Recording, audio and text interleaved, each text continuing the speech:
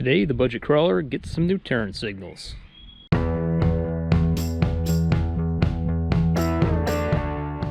We previously installed these Genrite flat fenders, and the install went pretty well.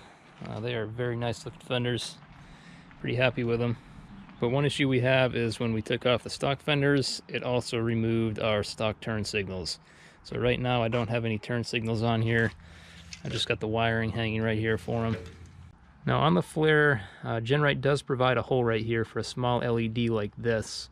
And maybe in some states you can get away with that as being your turn signal. But where I live, I would definitely be pulled over and receive a ticket for not having front turn signals if I just tried to rely on this thing. And that's where these things come in. These are factory turn signals off the front of a JK. So 2007 to 2018 Jeep Wrangler. And these ones being clear are off of a later JK. I think they might be off 2014. Earlier JKs had amber turn signals. Later ones had the clear ones like this. So what we're going to do is we're going to drill a hole in the grill here and install these turn signals. And it should be a pretty simple install. Now the beauty of putting these JK marker lights on a TJ is that the TJ bulb sockets, the ones that are usually on the little rectangular lights up front here, actually screw right into the JK housing, which means we don't need to do any wiring modifications to make this work. So being that I got these clear marker lights rather than the amber ones means that we need to run an amber bulb inside of them. And I actually bought these used, and they ended up coming with bulbs, so luckily I've already got the amber bulb and I don't need to go buy that. So all I need to do is take the amber bulb from the socket that was in the JK and put it in the socket that came out of the TJ. Then this thing will screw right on and plug in. Getting these things wired up, however, is going to be a little more involved. Not too bad, but it's not going to be plug and play. The first thing we need to do is decide exactly where we want to mount these, and I think I'm going to go halfway between the bottom of the headlight and the bottom of the grill, which will give us our up and down. Then we just need to choose the side to side. So I think I'll narrow this down to two options. I'll either mount this directly under the headlight, or I'll split the difference between this first grill slot and the outside of the grill, and we'll go right in the center there. So I'm going to make a couple templates, and we'll see which one looks better. Here's a crude representation of what the two options are. So you've got the one on the right is directly underneath the headlight, and the one on the left is centered between the edge of the grill and the first slot.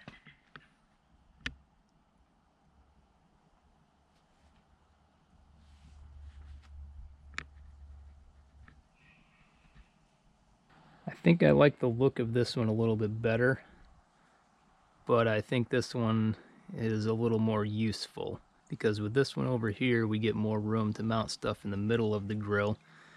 Now we have that winch that I installed earlier, which is currently uninstalled, but it will be going back on here. So that takes up this slot right here. And I'll probably be putting some auxiliary lights up here. So having this marker outwards a little bit more gives us more room to mount the lights without obscuring the marker. The downside though is that where I wheel we have a lot of trees. Lots of trees and lots of branches. So I think having the marker on the outside of the grill like this makes it a little more vulnerable to a branch that, you know, may snap back or may clip the grill. I think that marker could be a little more likely to break than this one, where the branch should probably hit the edge of the grill, possibly, and hopefully not break the light. I think this is the one. Before we start drilling, there's one cosmetic upgrade I'd like to make. Now this has by far been a functional build and not a cosmetic build. I've been concentrating on, doing the things that are going to help this the most off-road, rather than doing things that make it look nice. Things that I would consider cosmetic upgrades would be like fancy wheels, light bars, tinted windows, stuff like that. Not that there's anything wrong with that, that's just not what I'm going for on this build. And here's the exception to that rule. I'm sure a few of you guys, or possibly even most of you, will disagree with me that this is an upgrade. I know chrome is not very cool these days, and most people are looking at getting rid of chrome rather than adding it. But there's just something about a chrome grille on a TJ that I really like. I've been into TJs pretty much since they came out. I've wanted to put a chrome grille on one since I got into them, and I'm finally doing it. I will say this is the only chrome that's going on this Jeep. I'm not doing chrome door handles or mirrors or anything like that. Everything else is staying black, and this will be the only chrome accent we've got.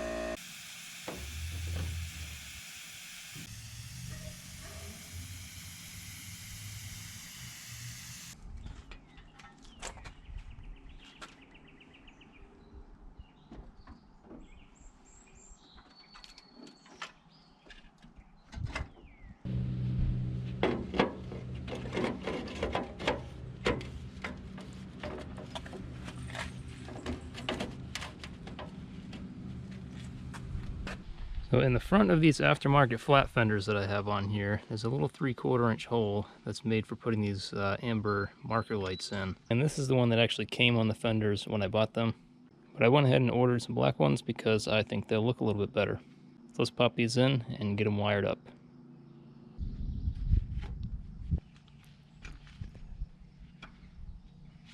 Additionally, I got a few of these smoked amber marker lights that I'm going to mount underneath the fender for a little better side visibility.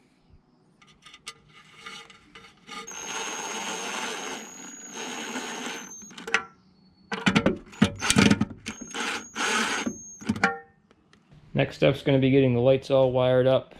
Now the grille I got here I think is off of an 05 or an 06 TJ or an LJ. And the wiring harness that I got with it is off of a 97 TJ. And I actually like the grille wiring harnesses for the 97s better than any other model TJ because you've got the main part of the harness that runs up along the fender here and feeds in through the grille and gives power to the headlights. Then there's a little pigtail that comes off of each side in order to give power to the turn signals. And the unique thing about the 97s is that you've got this connector right here that the pigtail ties into. And having this factory connector makes things just a little bit easier to work with later on as we're modifying things. And this is the little pigtail that connects in to the main harness. You see we've got the connector there like we saw up on the main harness, and then we've got the two plugs for the lights down here. Now the harness that I have only came with one of these, so I'm missing one side. I looked into buying one on eBay, and the only guy that has one for sale wants like 40 bucks for it, which is absolutely insane. So I'm just going to make one myself to go to the other side, and I can probably get that done for very cheap. I already have all the parts I need. So let's get this one modified for one side. We'll figure out how long all the wires need to be and where the connectors need to be and everything, and then we can just model the other side off of this one.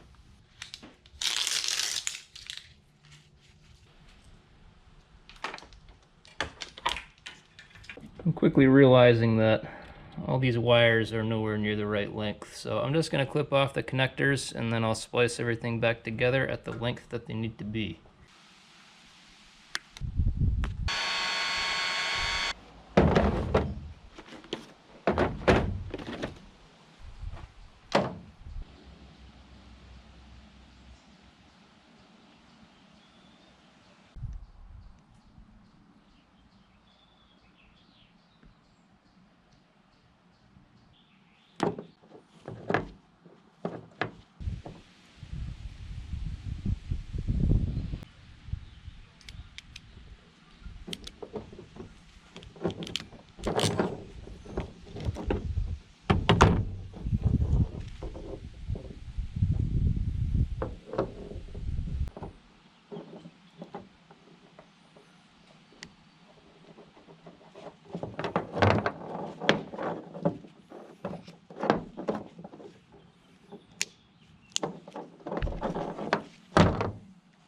Here's the final product. So we've got the connector that goes into the main grille harness, and then we've got the connector down here that goes into the marker light on the grille. And then these other two are going to be running LEDs that I'm putting on the fenders. We'll just wrap this up with some tape, put some wiring loom on it, and we'll be good to use it. Here's what we start with, and here's what we end with.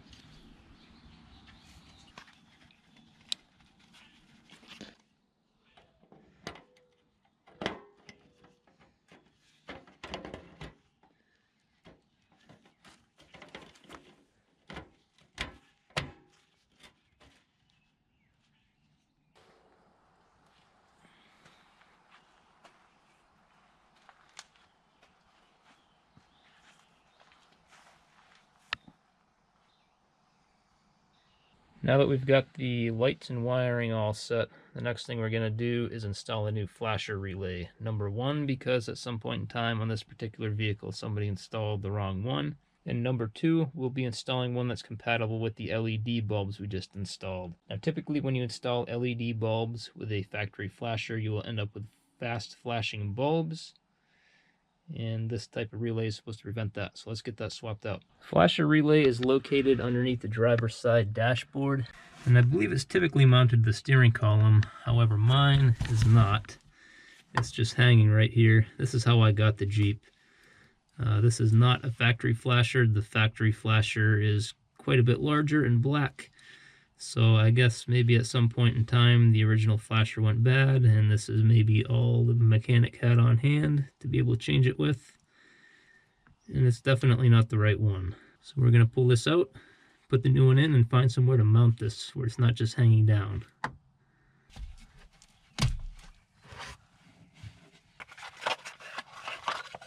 So you can see the flasher that I pulled out has two prongs on it. The one I'm installing has 4, and I believe the factory flasher has 4. I've had some issues with the turn signals since I bought the Jeep, and I'm pretty sure this is the cause of that. So getting this one in should help us out.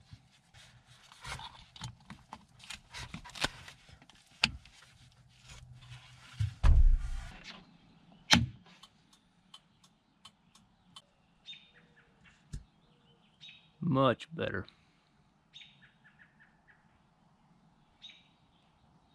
So here's where we're at with the turn signals. See, I've actually got the parking lights on, so you can see the front marker light dim when it blinks. You can see that the single round marker light on the fender is blinking, but the one under the fender is not. And it's the same thing on the other side. However, if I turn off the parking lights, you can see the marker under the fender is blinking, but the one on the front is not. So something I hadn't realized before doing this project was that in order for these blinkers to work, the system relies on switching voltage. So what that means is that when the headlights or the parking lights are not on, it's sending positive voltage through the positive wire to the side marker light under the fender here, but it's sending positive voltage through the negative wire to the light on the front of the fender. And when I turn on the parking lights, that switches so that there's negative voltage being sent through the positive wire underneath and positive voltage being sent through the positive wire on top. And this really doesn't matter with the factory components because we're using incandescent bulbs, and incandescent bulbs will light no matter which direction you charge them. But when we start dealing with LEDs, we start dealing with a one-way light system, and that's why we're only getting one light working at a time, because when you supply positive voltage to the negative wire on these LEDs, they don't light. So the way I originally had this wired up, I had it so that all of these would flash when the parking lights or the headlights were off. But what that meant is when I turned the headlights on, the two LEDs on the side stopped flashing. So I kind of split the difference and set it up so that one of the LEDs will flash when the headlights are off and the other one will flash while the headlights are on. And I'm gonna call that good. Maybe there's some two-way LEDs out there that I don't know about, but I'm pretty content with this setup as is. Next up, we're going to be swapping these stock TJ headlights for a set of JK headlights, which actually came with the marker lights that I bought for the grill. And hopefully they'll have a little better light output than the factory TJ headlights. I know the JK guys complain about the factory headlights not being bright on their JKs, but I don't see how they could possibly be any worse than the factory TJ headlights. We've got one JK light on the passenger side and one TJ light on the driver's side. Let's just do an eyeball comparison here. There's really not much noticeable difference between the two. So based on that, I kind of see why people say JK headlights suck. So I would say this upgrade is probably not the best idea. I would probably go with something like a truck light if you want to upgrade your headlights on a TJ, but they are pricey. However, I am still going to replace the other TJ headlight with a JK headlight, mostly because of their design. I think the JK headlight design is superior to the TJ headlight design.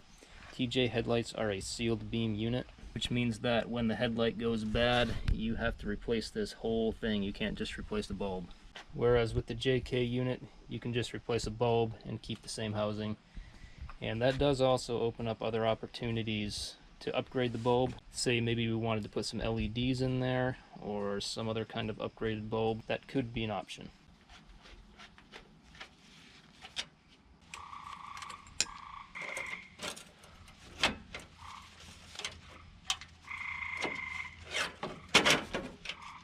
So the key to this whole operation is this little adapter right here. It goes from the TJ style headlights to the JK style headlights. Got these on Amazon. They were pretty dang cheap.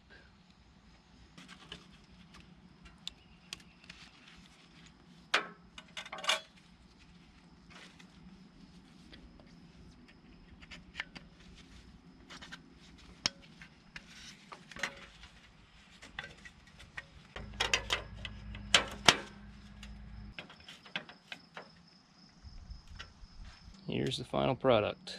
I'd say the headlight housings themselves do look a little nicer than the TJ housings. They are plastic, and that means that if left out in the sun unprotected, they will oxidize. So I'll put some 303 aerospace protectant on these. As a side note, I put that stuff on my tires too because I park this Jeep outside and I don't drive it very often, which means the tires are going to dry rot before they wear out. So I try to keep them covered with the 303. And so far it seems to be working okay, but I think it's really too early to tell. And here they are. I think these do actually have a wider beam pattern than the TJ lights did. It seemed like the TJ lights stopped around here, where the JK one does come out quite a bit further, which is nice. And that just about wraps up our grill swap project. Got one more change to make on the interior before we call it an episode, but I think the grill swap came out pretty well. It's a little bit frustrating not being able to get all of the LEDs to function properly. You can see I've got the headlights on and the markers under the fender are not lighting, but it's not a big enough deal that I'm gonna go try to figure out how to make the reversible current work in our favor. And while we're on the topic of cosmetic upgrades, I found a pretty decent deal on a set of these used Sahara Seats. They're in excellent condition, and I paid $200 for the pair. And these are replacing the set of 2003 Jeep Wrangler seats that we previously had in here. And the earlier TJ seats are a different style than the newer ones. The earlier TJ seats being 9702, I think are much more comfortable. And that's going to wrap things up for today. I think this came out looking very well. I think the 3 turn signals that we have on each side work well together, and I really like how the look of the chrome grille came out. I know I'm in a minority when I say that. I don't think too many people are into chrome these days, and generally I'm not either, but there's just something about a chrome grille on a TJ that I like. I'm not sure if it brings back a little bit of the CJ nostalgia. A lot of times you'd see chrome grills on CJs or what it is, but I think it's just a good look. I don't plan on putting chrome anywhere else in the Jeep. Everything else on the Jeep will essentially be blacked out and we'll just have the chrome grille. And as far as costs, we bought that chrome grille, which is just an overlay that goes over a factory grill. And we actually got the factory grill and the chrome overlay together for $100. JK lights, which included the headlights and the marker lights that are mounted on the grill, were $60. Those were used takeoffs that I bought off of Craigslist. LED lights, I'm going to throw a dollar value of $8 on that. Miscellaneous wiring, so the weather pack connector, wires, the heat shrink connectors and everything. I'm going to say $5. It might have been a little bit more than that, but I think $5 is good enough. And then we found those Sahara seats, and boy, those are comfortable seats. I've never found a more comfortable seat than the early TJ seats, so 97 to 02. I really like them, and I think that was a great upgrade for the interior of this thing. That brings our episode total to $373 and leaves us just shy of $8,000 for the total build. And with that, I'll say thanks for watching, and we'll see you on the next video.